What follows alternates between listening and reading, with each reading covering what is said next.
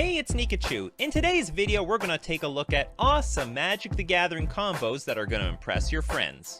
Our first combo has some assembly required. We start off with the Tree of Perdition, a 0/13 with Defender, but with the activated ability. Exchange target opponent's life total with Tree of Perdition's toughness. Step 1, your life total becomes 13.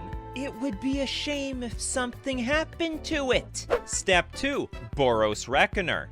Whenever Boros Reckoner is dealt damage, it deals that much damage to target creature or player. So it's your fault if you piss him off. And when enough creatures have entered the battlefield, congratulations, you've activated my trap card, Blasphemous Act. It deals 13 damage to each creature, including the Boros Reckoner, one-shotting the player at 13 life to death.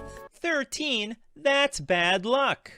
Trying to mill out your opponents in Commander is a foolish errand. They all have 99 card decks, but to the mill players, challenge accepted. We've got Blood Chief Ascension for 1 black. At the beginning of each end step, if an opponent lost 2 or more life this turn, you may put a quest counter on Blood Chief Ascension. And here's the deal. Whenever a card is put in an opponent's graveyard from anywhere, if Blood Chief Ascension has 3 or more quest counters on it, you may have that player lose 2 life and you gain 2 life. And then the haters would be like, who cares? And then you show them the Mind Crank, an artifact. Whenever an opponent loses life, that player puts that many cards from the top of his or her library into his or her graveyard. What the? And the Blood Chief Ascension says whenever cards go into your graveyard, they're gonna lose life. And whenever they lose life, they're gonna put cards into their graveyard. And you just keep repeating this process over and over until they have no more cards left in their deck. That's what the kids these days would call an achievement unlocked.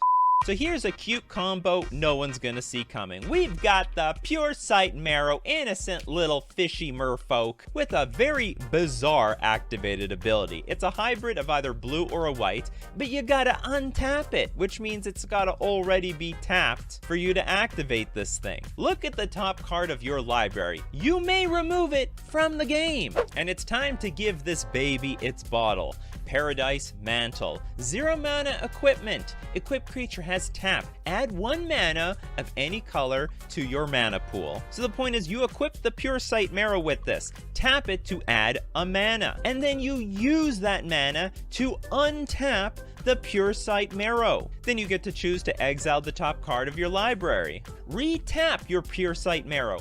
4 mana. Untap the Pure Sight Marrow with that mana. Look at the top card, see if you want to exile it. Repeat this process as many times as you want. You can exile your library, you can dig to a specific card in your deck, you could even just tap and untap it over and over again. I'm Pure Sight Marrow, look what I can do. This next combo blows your mind if you've never seen it before. We've got Hive Mind. Whenever a player casts an instant or sorcery spell, each other player copies that spell. Each of those players may choose new targets for his or her copy. We're following this up with Summoner's Pact. You could use any pact. Pact of the Titan, Pact of Negation. The choice is yours. Bonus points if you use them all at once. And these pacts, they cost 0 mana. But there's a catch, because there's no such thing as a free lunch. At the beginning of your next upkeep, pay 2 generic and a green and a green. If you don't, you lose the game. And then Hive Mind copies each pack that you play. So everyone can look through their library for a green creature, but if they can't pay the pack trigger by next turn, they lose. What do you expect? You got what you paid for. Next up, there's nothing like a little pandemonium. An enchantment whenever a creature enters the battlefield. That creature's controller may have it deal damage equal to its power to target creature or player of his or her choice. And I choose Seki, Season's Guide. So you're gonna have to trust the process in this one. Seki enters the battlefield as an 8/8 creature. Pandemonium says you've got an 8 power creature. That'll be 8 damage. Where is it going?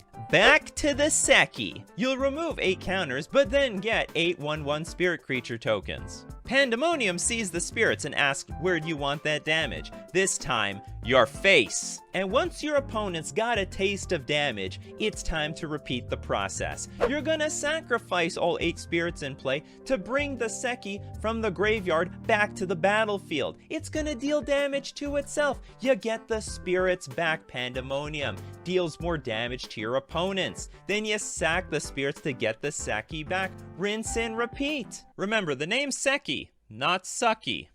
This next combo really games the system.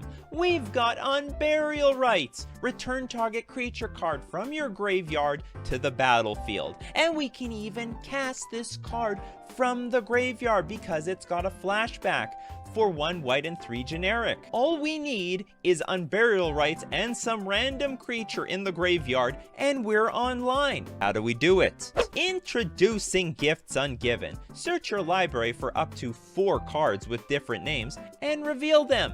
Target opponent chooses 2 of those cards. Put the chosen cards into the graveyard and the rest of them into your hand. Then shuffle your library. Now the wording here is very precise. You can search your library up to 4 cards, but it could be 3.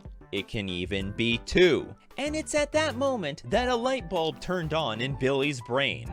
I should Gifts Ungiven for an Unburial Rites and another creature. Because Gift Ungiven specifically says target opponent chooses 2 of those cards. They have to put the Unburial Rites and creature into the graveyard. And from there, you can reanimate almost anything, even Lord of Atlantis. Whoa, okay. Well, what are you reanimating with Unburial Rites? Let me know in the comments section below. Next up, we've got Marlin of the Morn Song. Players can't draw cards. I hate it already. At the beginning of each player's draw step, that player loses 3 life, searches his or her library for a card, puts it into his or her hand, then shuffles his or her library. This card combos with Opposition Agent. A flash creature. You control your opponents while they're searching their libraries. While an opponent is searching their library, they exile each card they find. You may play those cards as long as they remain exiled, and you may spend mana as though it were mana of any color to cast them. So with Opposition Agent on the battlefield, you're gonna control your opponents every single time they search their library. They're not gonna draw cards, they're gonna lose life. They search for nothing, and you get all the cards. And by the way, she's an elf wizard, but what's with the horns? She looks like a ram. Did the elves and rams get it on or something? Someone in that elf family, get over here and explain yourselves. Next up, Phyrexian Unlife, an enchantment. You don't lose the game for having 0 or less life. But here's the catch, as long as you have 0 or less life, all damage is dealt to you as though its source had infect. And if you take 10 or more infect damage, you're dead. But the rules state that damage is dealt to you in the form of poison counters. Counters, no problem. We've got Solemnity here, another enchantment. Players can't get counters. Counters can't be put on artifacts, creatures, enchantments, or lands. And if you can't get counters, you're not gonna die to infect. With this combo assembled, you can never die to damage. Do you remember building pillow forts as a kid and thinking you were indestructible? Well, that's what this combo is. You've assembled the Pillow Fortress. But then your friends might ask you, how do you win? And to that I respond, win? So if you want to look like you're working hard but you're not actually doing anything at all, we've got the Felidar Guardian over here. A 1/4 creature that when it enters the battlefield, you may exile another target permanent you control, and then return that card to the battlefield under its owner's control. And we're gonna blink the Restoration Angel, a fellow blinker. Flash flying. When Restoration enters the battlefield, you may exile target non-angel creature you control, then return that card to the battlefield under your control. We blink the Restoration Angel, and Restoration Angel says, You blink me, I'll blink you too. Felidar Guardian gets blinked and says, oh, you blink me? No, by all means, blink you. No, by all means, blink you. Blink you. Blink you. Blink you. Blink you. Between these two cards, this goes absolutely nowhere. But if you have something that triggers off of ETBs, well, these creatures are just bouncing off each other the entire time, so you get tons of value. If you have an enchantment deck, this is the combo for you. Replenish! Return all enchantment cards from your graveyard to play. It's like Reanimator, but for enchantments. Make sure the one you're bringing back is Opalescence. This enchantment says each other enchantment is a creature with power and toughness, each equal to its converted mana cost. It's still an enchantment. So essentially, you replenish an army of creatures onto the battlefield. Traditionally, enchantments are used to help the attackers, but now they are the attackers. Who's gonna help them? This next combo requires you to be playing with at least 2 more opponents. So don't be playing with yourself. I'm watching you. Yarr, matey, we got Malcolm Keen-Eyed Navigator. With the ability, whenever one or more pirates you control deal damage to your opponents, you create a treasure token for each opponent dealt damage. Why do pirates need treasure? They're just gonna bury it on an abandoned island anyway. Have they ever heard of a bank? It's not like they won't take your illegal money. Anyway, we're gonna combo off with Glinthorn Buccaneer. Whenever you discard a card, Glinthorn Buccaneer deals 1 damage to each opponent. With the activated ability of 1 red, 1 generic, discard a card, draw a card. Activate this ability only if Glinthorn Buccaneer is attacking. So you attack with your Glinthorn Buccaneer. Activate the ability, discard a card, draw a card, but deal a damage to your opponents. And for each opponent that you damage, you're gonna get that treasure, which you can sacrifice to reactivate the ability, dealing damage to them to get more treasure. Repeat the process until everyone is dead. Yar, no bank be touching me plunder. Okay, so check out this enchantment called Demonic Pact. At the beginning of your upkeep, choose one that hasn't been chosen. Demonic Pact deals 4 damage to target creature or player, and you gain 4 life. That's good. Target opponent discards 2 cards. That's also good. Draw 2 cards. That's great. You lose the game.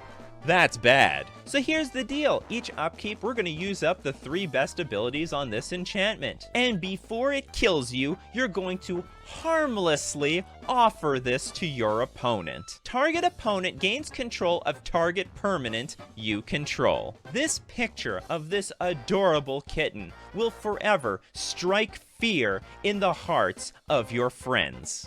For this next combo, we're gonna create our own luck, and we'll check it out at FusionGamingOnline.com. Today's sponsor and my favorite local game store where I buy all my Magic cards. Introducing Chance Encounter. Red, and 2 generic for an enchantment that says, whenever you win a coin flip, put a luck counter on Chance Encounter. At the beginning of your upkeep, if Chance Encounter has 10 or more luck counters on it, you win the game. 39 Canadian cents. I'll take one of those, please. But don't worry that it's in Canadian dollars. They'll ship internationally. So how are we gonna flip so many coins? Well, we're gonna use the Frenetic Efreet. For 0 mana, flip a coin. Target opponent calls heads or tails while coin is in the air. If the flip ends up in your favor, Frenetic Efreet phases out. Otherwise, bury Frenetic Efreet. And here's the deal. In response to flipping the coin, we can flip the coin again. And again, and again, and again.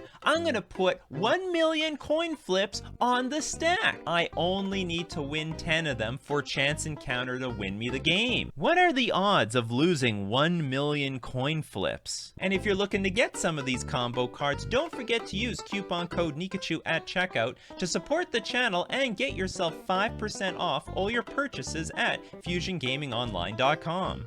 Which of these combos were your favorite? Let me know in the comments section below. Smash like for awesome combos and don't forget to subscribe to my channel, or your friends are gonna offer you to go home.